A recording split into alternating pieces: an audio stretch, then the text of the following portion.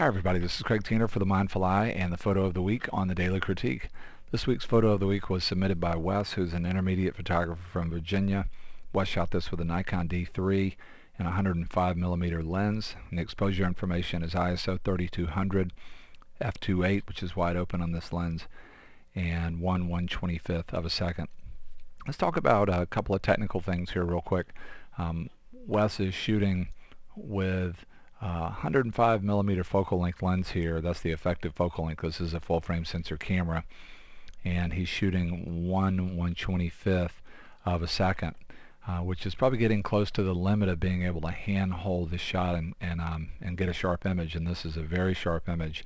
I'm mentioning that because I just really encourage you to do everything you can to understand your equipment and your camera and understand things as they relate to very basic technical issues, like the slowest shutter speed that you feel like you can get sharp pictures at. You know, the rule is 1 over the focal length, and that's why I was saying that Wes is close to that limit. But there are other limits here too to think about. Wes is shooting wide open on the lens, and you know, knowing which of your lenses are sharp, or how sharp they might be wide open. That's a choice that you want to make in certain situations.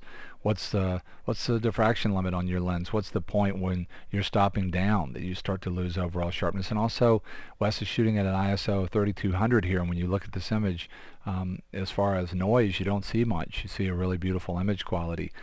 Do you really know on your particular camera what's the highest ISO you want to shoot at in certain situations? And knowing all those things, in this case, I mean, we're really looking at extremes. We're looking at shooting wide open on a lens, a very high ISO, a shutter speed that's maybe close to the limit of being able to handhold the lens. Knowing these things can really help us, and when technical things like this become more secondary, then we can start to do a better job of seeing images. And that's one of the first things that I want to say about this image. Knowing a fair amount of the backstory about this image, knowing that it's a grab shot and just something that happened, something that happened very quickly. Being in charge of your camera and your equipment, and really being in charge of your technique can really help to get these kinds of shots.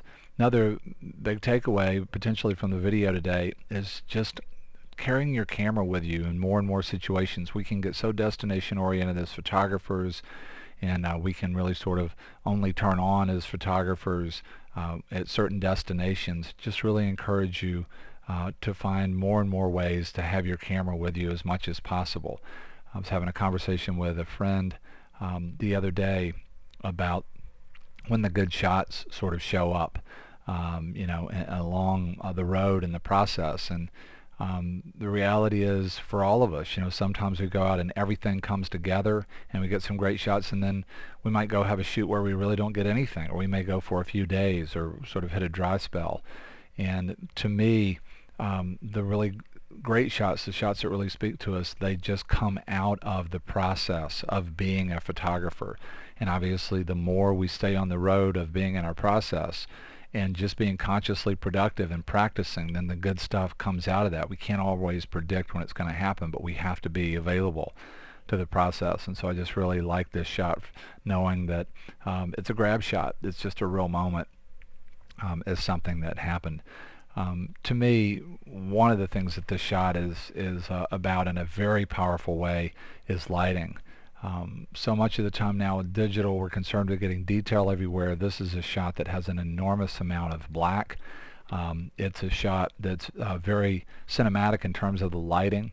And what do I mean by that? It has a very powerful spotlight effect, where some subjects are lit and then other subjects are in very deep pools of shadows or black shadows.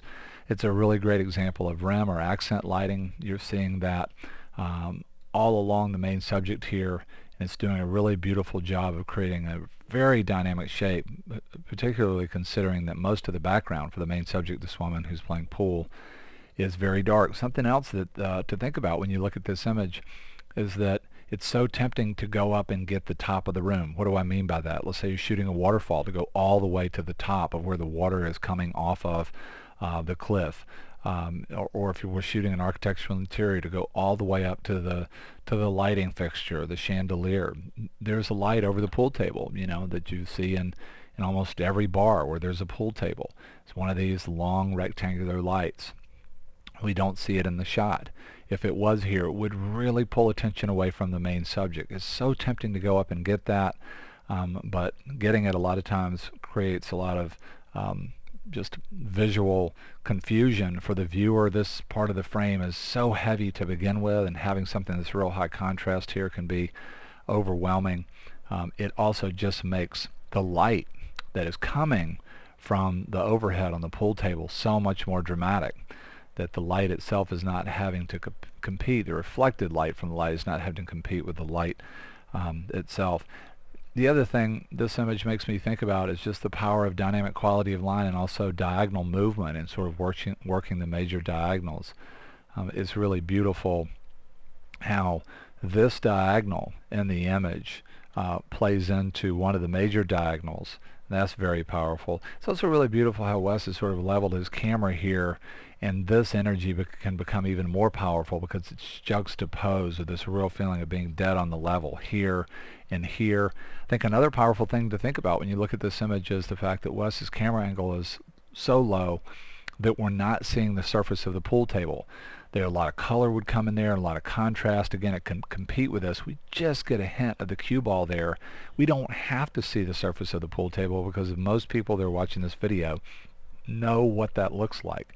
And it's also probably a more powerful image because you can imagine the colors of the other pool balls and sort of the arrangement and maybe what ball she's shooting at and where we are in the game and all those kinds of things. So it makes the image simpler from a visual standpoint. I think it also makes the image more rich from a psychological standpoint, that a very important piece of the information is left to the viewer's imagination. A couple of other things that I want to mention that I really love about this image. One is leaving space or context for a very high energy subject. If we come in too tight on a subject like this, a lot of times it becomes one note and it's not interesting. And in a case like this, particularly when there's so much contrast and there's so much visual weight on the main subject, a lot of times having a significant amount of negative space so that that energy that's very powerful can sort of live and breathe and kind of emanate works really well. And I just think it's very powerful that there's not only implied space in front of all of this energy, there's implied space behind it, because when we shoot pool, the pool cue comes back and we build the energy up and then the energy goes out. And in this case, on this sort of panoramic crop, having a space that the pool cue can move into here that's pretty simple, and then space in front, I think works very, very well. Color here is beautiful. You've got a real strong sense of warm and cool. You get the blue and orange color complementary pair. Green and this sort of orange play really well together. Something else that's just sort of amazing is when you look at the colors, the dominant colors that are in this background, they get harmonized by what this person is wearing. That really helps to tie the shot together. And then one of the last things that I'll say here that I love about this shot is you have a really strong sense of layers of information. And what I mean by that is this sort of the main subject in the pool table, then you have the beautiful context of the dartboard and the color and the implied energy of that. Then you have this other space where you go out to the window of the bar and then out onto the street. And this really pulls you very, very far into the image from a design standpoint and a psychological standpoint. This is one of the brighter areas of the image, and it's very, very far into physically into this space, and then even into another space out into the street. And I think that's really powerful. Lots of things to really enjoy about this impromptu portrait. A very, very dramatic, very beautiful image. I want to say a big thank you to Wes for sharing it with us on The Mindful Eye, and I want to say a big thank you to you for being here. Hope you have a great weekend. Hope to see you again real soon.